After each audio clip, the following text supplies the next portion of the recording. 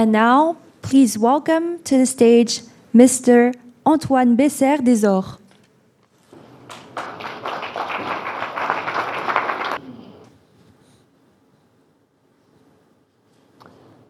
With the rise of generative AI tools, everyone has become a creator. Indeed, these super tools have made it possible for anyone to easily and rapidly turn ideas into tangible and credible outputs. With Midjourney, one can create photorealistic images of imaginary products or landscape without any technical knowledge of design or photography.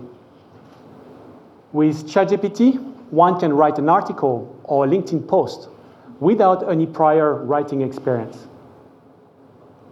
But here is the issue. Generative AI tools don't create truly novel ideas on their own. They generate statistically likely outputs based on vast amount of data and past example. So what might look like insight or originality is often just derivative, a sophisticated recombination of what already exists. And there's another issue. Generative AI might be accelerating the convergence of ideas. Globalization and internet have led many creators to draw from the same source of inspiration, producing a growing sameness across many industries. And since generative AI depends on prompting, it is as if we are all learning a new language, but most of us speak it in basic phrases. As a result, we tend to ask similar questions and get similar answers. Combined with the fact that generative AI relies on existing data, these can drive greater uniformity in output. In a nutshell, generative AI seems to enhance individual creativity, but might be reducing the collective diversity of ideas. So, when super tools make creation democratized and commoditized, are human experience and expertise still differentiating factors? Well, historically, mastery of tools combined with knowledge has been the gateway to quality and distinction. So, gaining proficiency in these new tools seems inevitable, almost essential. But generative AI is changing that equation. Built on vast amount of data and an immense processing power, these super tools no longer demand such technical mastery to create something that looks polished and credible enough. And here's the problem. Many people believe that better tools automatically create better outcomes. This misconception comes from the confusion between access and ability. Forever, marketing has promised achievement through ownership. The camera that makes us take pictures like a photographer, the software that makes us create like a designer, and the tennis racket that makes us play like a pro. The fact is, some tools did change outcomes dramatically. Machinery in agriculture, computers in business. But that has created the illusions that the tool carries the magic, when actually the tools only lowers the barrier of entry. And it's up to us to challenge ourselves to truly unlock their potential. It is no different with generative AI. Actually, the myth of better tools automatically create better outcomes is more dangerous than ever, because the access to generative AI is nearly universal. The reality is, generative AI outputs do look polished and appealing. The issue is, they often fail to capture and reflect cultural and social subtleties and convey a clear purpose. So the why behind the creation and the impact it seeks to have. So the real question is, when generative AI is leveling the playing field by allowing limitless creation, how do we distinguish what is meaningful to ensure relevance and singularity? This is the question that has shaped my 20+ years experience in building brands and driving innovation.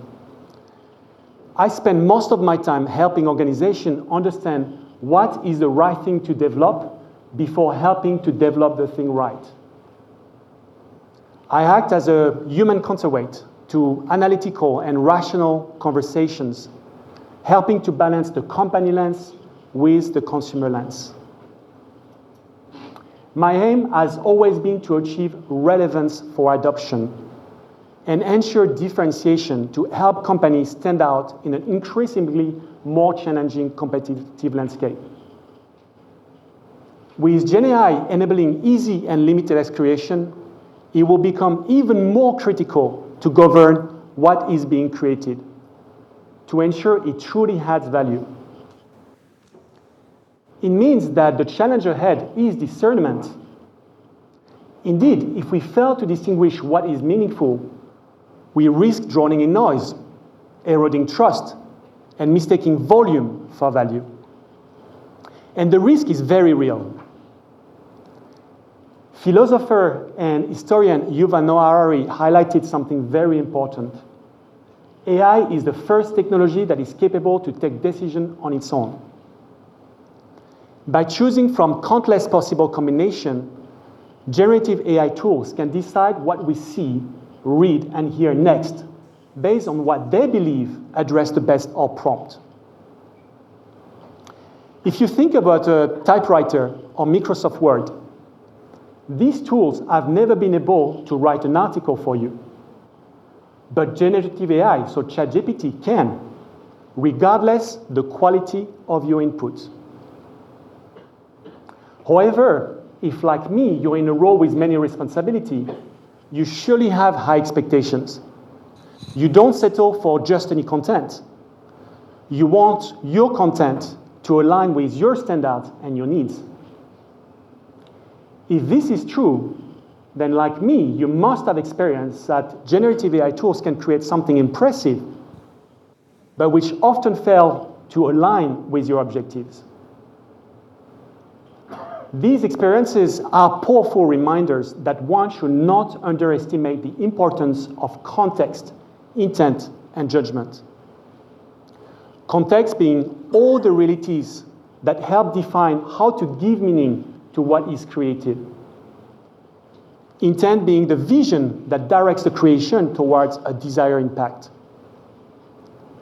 And judgment being the ability to evaluate options, make decision choices to align context with intent. Now, let me give you an example of how context, intent, and judgment can be a very powerful framework for anyone wanting to create something new. A few years ago, I led my team to develop a new hand shower for the Southeast Asian markets. If we had access to generative AI tools and prompted new hand showers for Southeast Asian markets with a modern design, here are some of the directions and ideas we could have gotten. There are surely interesting ideas and directions here, but we took on a very different path. Not because we didn't have access to generative AI tools at that time, but simply because this is where domain expertise and experience lie. First, we had to understand the context. In Southeast Asian countries, most people face low water pressure at home due to bad infrastructure. So a shower that should be refreshing is actually ineffective, preventing people to maintain their personal hygiene, leading to health issues. So the intent became very clear. It was no longer about designing or developing a new hand shower. It was about addressing a real-life challenge. We had to offer the delight, hygiene, and health benefit of a powerful shower, even under low water pressure conditions.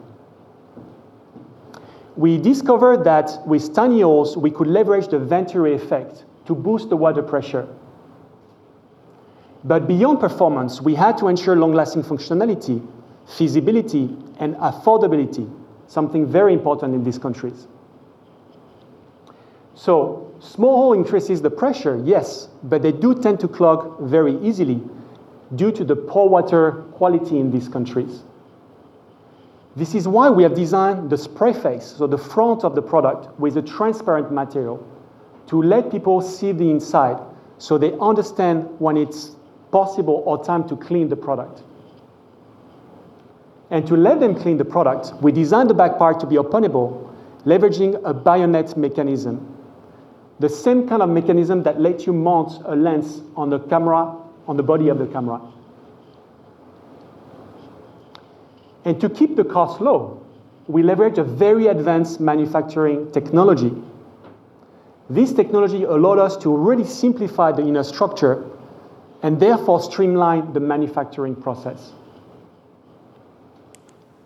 We have leveraged judgment all the way to help us navigate through all these challenges. Are we achieving the best performance? Are we delivering the best experience?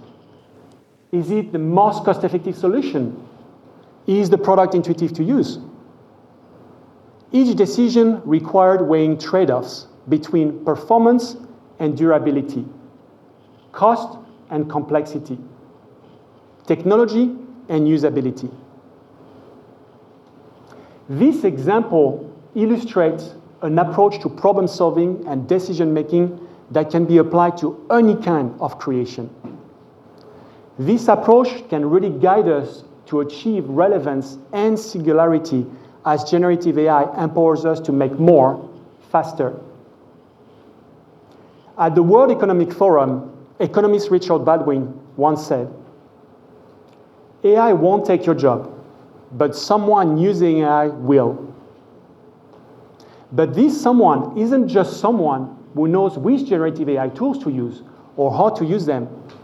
It is someone who knows how to leverage critical thinking and creativity, namely the ability to connect things, to create solutions deeply rooted in context, defined by intent, and refined through judgment.